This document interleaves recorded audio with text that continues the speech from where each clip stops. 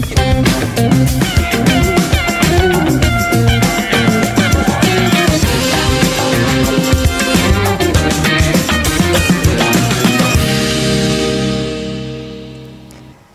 and good evening, I'm Melisa Idris. And I'm Sharaad Kuttan. You're watching Consider This, the show where we want you to consider and then reconsider what you know of the news of the day.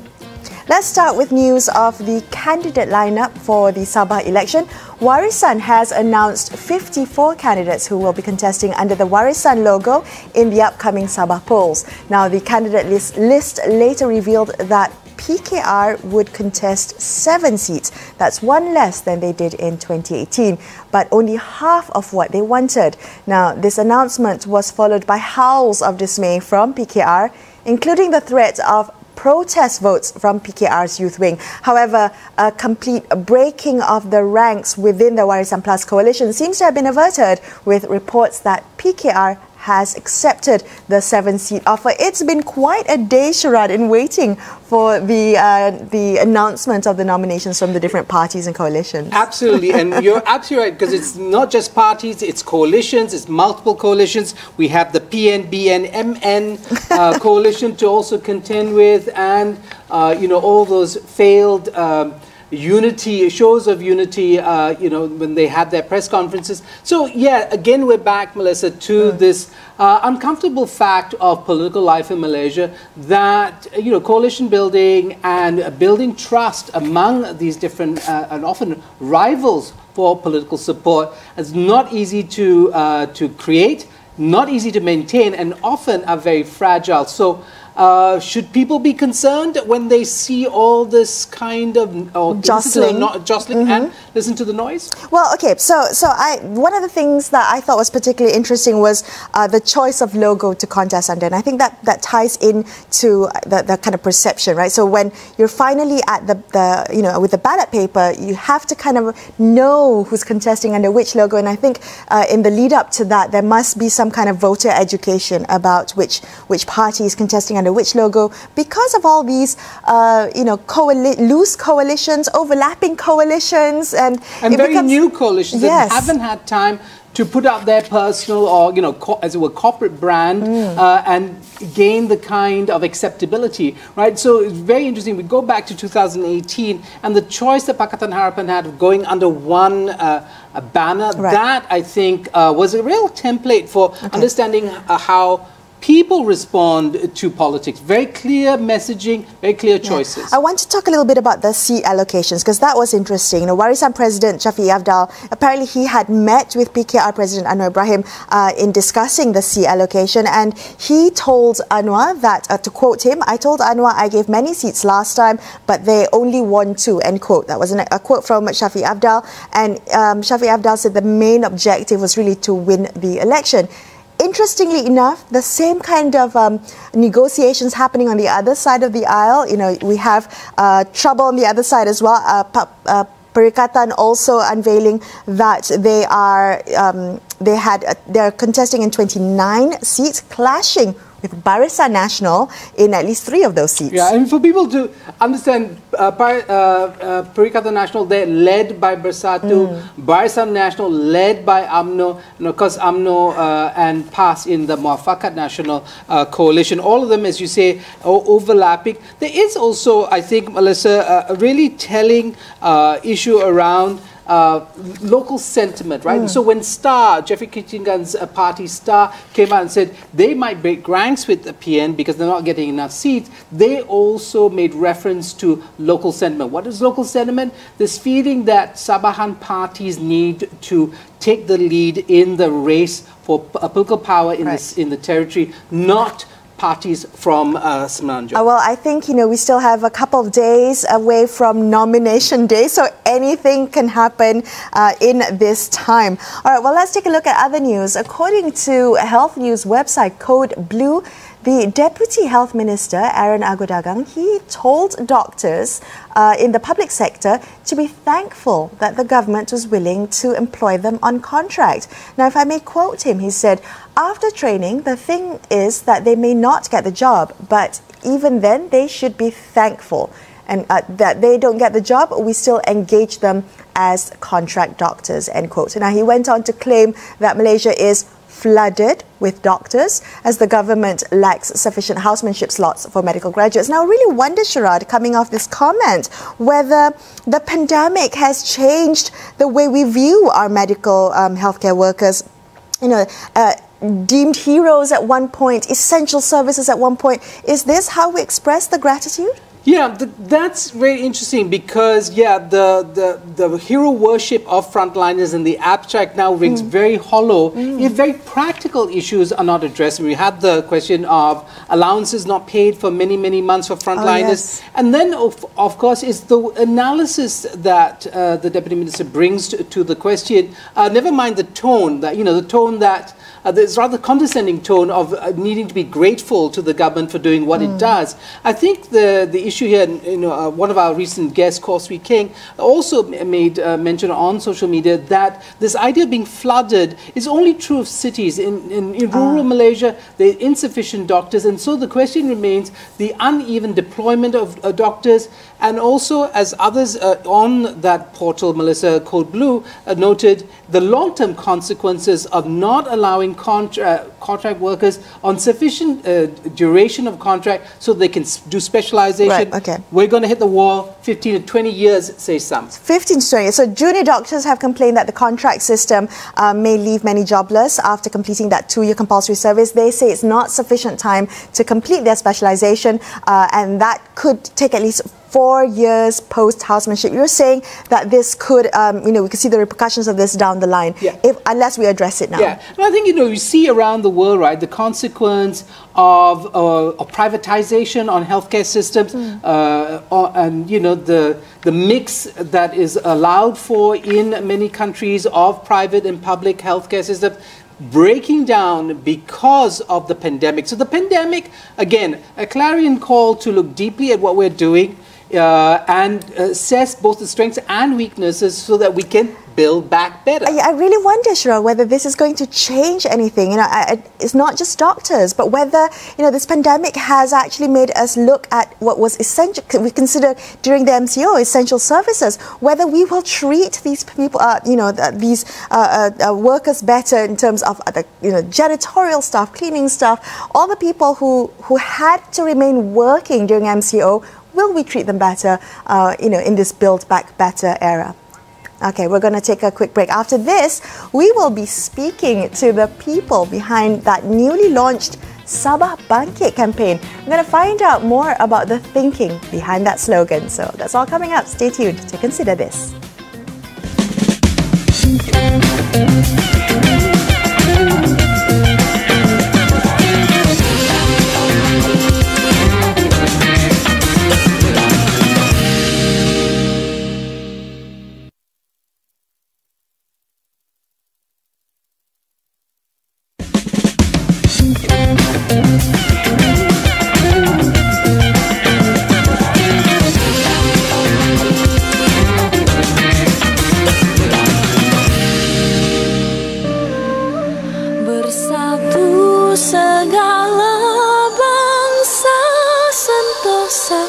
Sabah negeri merdeka.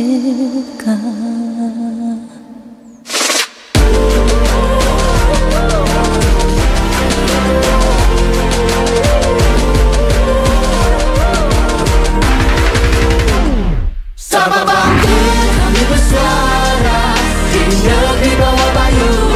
Sabah bangkit dari kundasan ke puncak Kinabalu. Sabah bangkit, anak muda. Sabah bangkit, jangan gentar.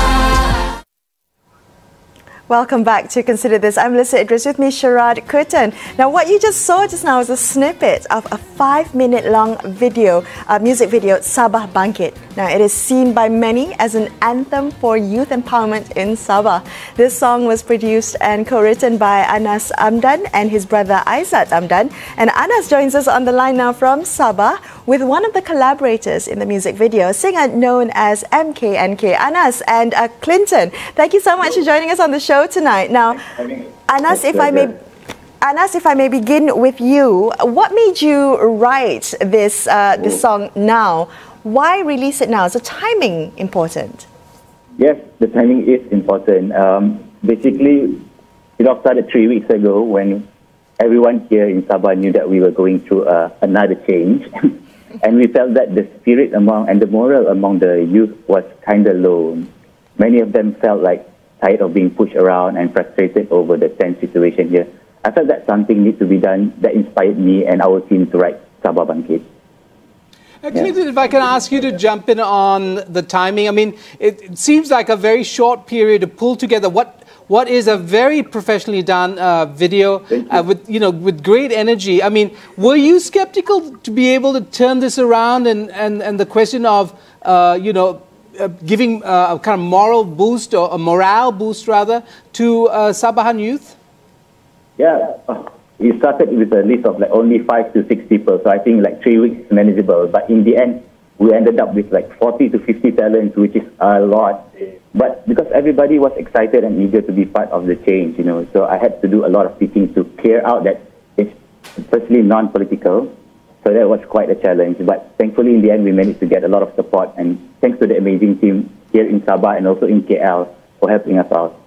Yeah. So, Clinton, no reservations about joining this, to be part of this collaboration? I mean, what convinced you to come on board? Because particularly this is, what can be seen as a politically sensitive time. So any kind of call for, bangkit or rising can be seen as making a political statement. Did you have any of those reservations when you were asked to collaborate?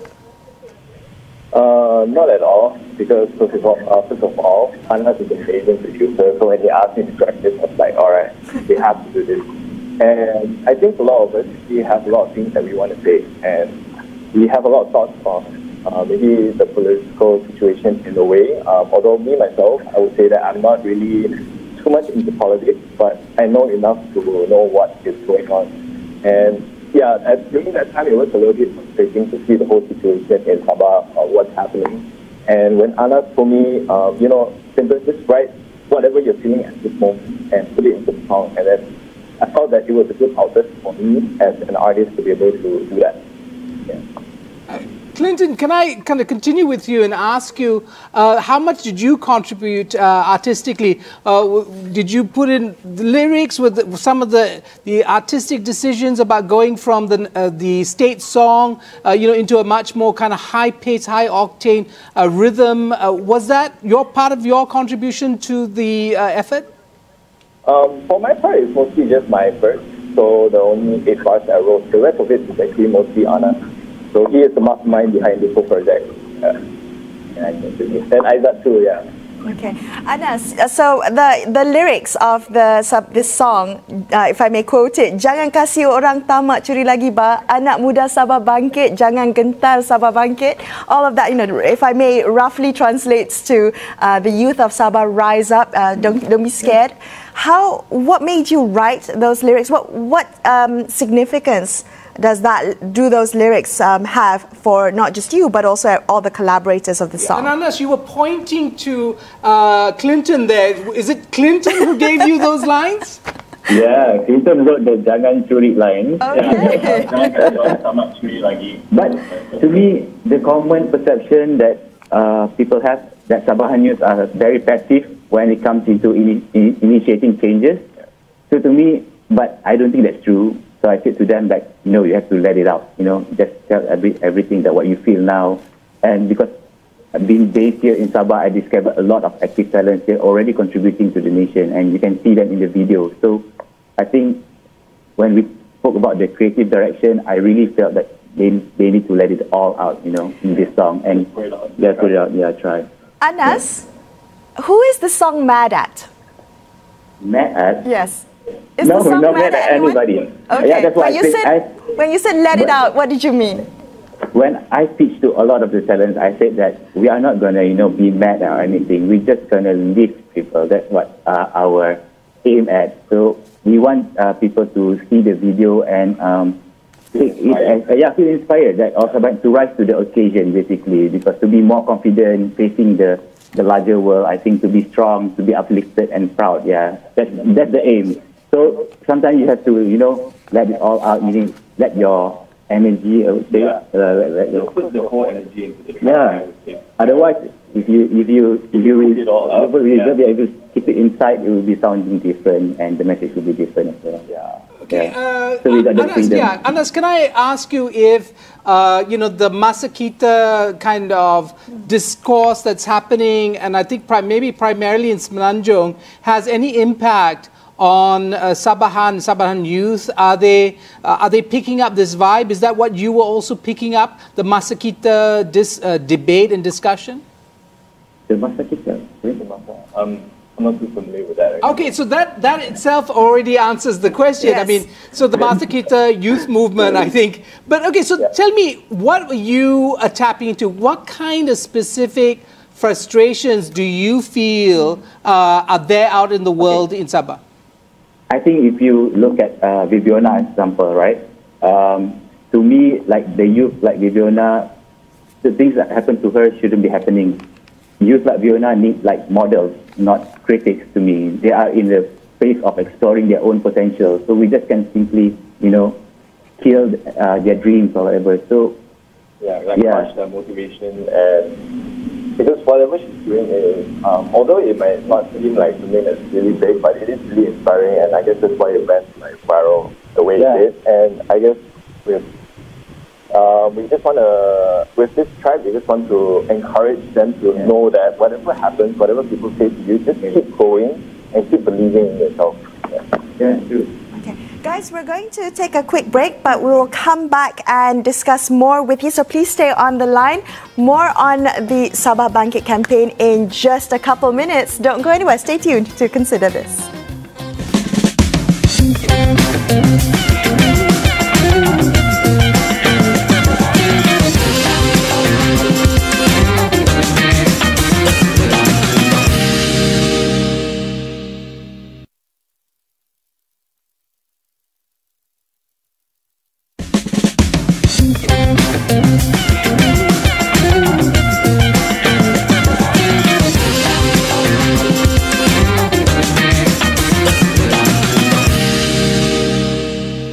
Hi, thanks so much for staying with Sharaad and I on Consider This. Let's continue our conversation with Anas Amdan, the music producer behind the Sabah Bangkit music video and one of the collaborators, the singer known as MKNK.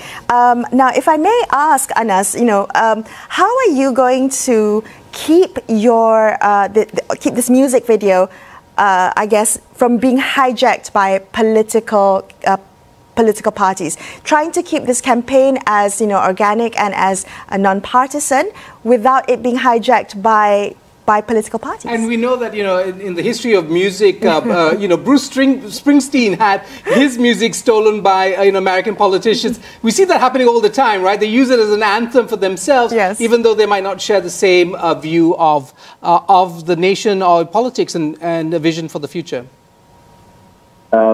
Actually, it's already happening now. Oh no! we receive text and we receive pictures that both sides many of the parties have been using it to launch something because I think they are naming their candidates today, right? So so we already received that, but I said to our team since the beginning, if people were to use this for political reasons, we just use it as they help to promote the song actually. From both sides or for whichever side, and we just have to always tell our listeners that it's non-political. So we are coming with video response. We are doing all on the social media, TikTok videos. We are doing that, or we're saying that this is non-political. Because if you listen to the song and if you look at the video, you will see that I think 95% of the responses they know that it's the Sabahan Youth Initiative. Only 5% of the comments is trying to say that it's a political thing, right? Clinton. Majority they will know. Just now, earlier in the conversation, Clinton, you mentioned that you are not so much into politics, but you are aware of what's happening on the ground. Can I ask you what the kind of conversations that you and your peers are having? How are young people digesting the political turmoil in Sabah at the moment? I guess right now there is a little bit of confusion because we don't really know why is this happening, and then suddenly, you know, the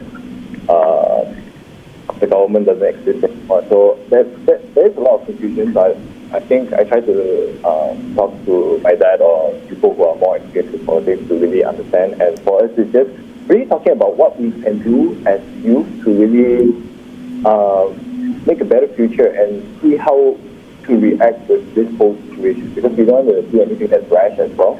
And I just really try to be reasonable. Would you say that you and your peers, your friends, are somewhat disenchanted with mainstream politics, with this kind of all-star politics? No, not at all. I think we're pretty open. I guess that's it. Yeah, I mean, one of the lines in the song actually is, what's the use of re-electing if lacking power, lining up in the sun, and we're not getting any prouder, I think is the lyrics. Sorry to mangle your lyrics, but I mean, who wrote that? Because that's very interesting, it's quite political. Again, Clinton, so you keep claiming that you don't talk politics, and you supplying some of the best political lines in the song. Maybe, Anas, you can help us with this. Who else contributed to some of the things? Because some of the lyrics are really quite extraordinary. Kerah Tenaga, Rise of the Borneo. I mean, that was that refrain that kept coming back. And what does it mean? Who kind of formulated that idea, and what does it mean? Yeah, it came with the first line, Sabah Bangkit. And basically, I will tell you, the song writes itself. Because when we engage the Sabahan writer here, Faiza, and we engage you, the song kind of built up from the verse, the brilliant verse by MKNK, and then towards the pre-chorus, towards the chorus.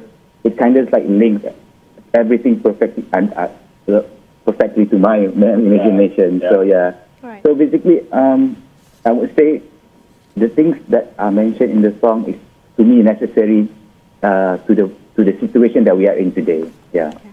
What kind of impact are you hoping this song will have? What are you trying to achieve with the song? Anas. Oh, me, all right. Yes, Anas or Clinton. Yeah. Go ahead, both of you. I think we want to change the mindset. Firstly, to me, we want to change the mindset of the, like I said before, that the Sabahan youth are passive, which is not true. Having base here in Sabah, also, I'm also raising a Sabahan, my daughter. So I want her to have like a better future, to be more confident, facing, to be strong and to be uplifted and proud. Yeah. Yeah. To be Sabahan. Yeah. Yeah. Yeah. I think for me, it's this is exactly what this song should be about. Even though Anas is not from Sabah himself, but for him to initiate a project like this and to pull so many people together, I don't know when was the last time we actually had a project like this. But to have something like this happen is really empowering, and it shows that you don't just need to have a Sabahan. You don't just need to be a Sabahan. But as long as you have that spirit in you, you can really you can use that and make good out of it. So unless you're like the Bob Geldof, you're like the Bob Geldof of Malaysia at this point in time. The We Are the World video. Sorry to take you back to a time when you were probably not born. I do want to ask you, this also puts an extraordinary a pressure on you when the follow-up comes, right? The question is, what happens next? Who's going to help moderate those conversations that have been sparked by this video? Are you willing to accept that responsibility? We have a really dedicated team that volunteered for this project. So every time, in the Twitter sphere, in social media, in Facebook, they will report to us, and we figure out together how to respond to it. And we already, I would say we already anticipated, but we try to manage as much as we can, as long as the wider audience know the real cause. That's what I think. What you? Okay. I think it's everything you said. And can I ask you a question about how you put this together? I have to say that of all the kind of patriotic or youth anthems or songs that I've heard before, this has got to be one of the catchiest songs and most memorable, I would have to say. How did you avoid it from falling into that cheesy trap? It's very contemporary. It speaks to a lot of people, and it avoids all the trappings of what you can consider a cheesy, cliched song? I don't know. Basically, sometimes I say the music writes itself.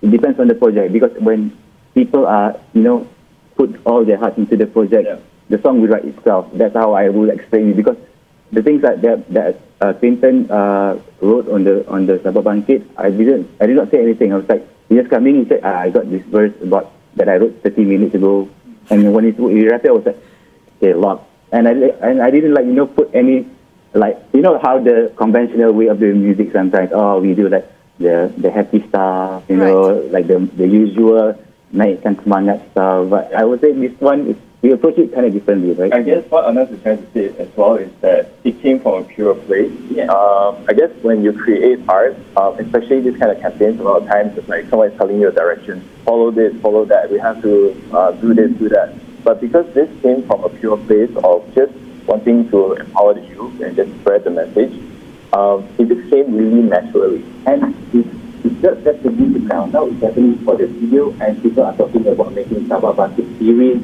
and Sabah Bangkit dance challenge and everything. So it's like, I cannot stop it, but great. All right. Well, thank you both so much for speaking with us tonight. We really appreciate your time and joining us on the show. That's all we have for you on this episode of Consider This. I'm Melisa Idris. And I'm Sharaad, Kuttan, signing off for the evening. Thank you so much for watching, and good night.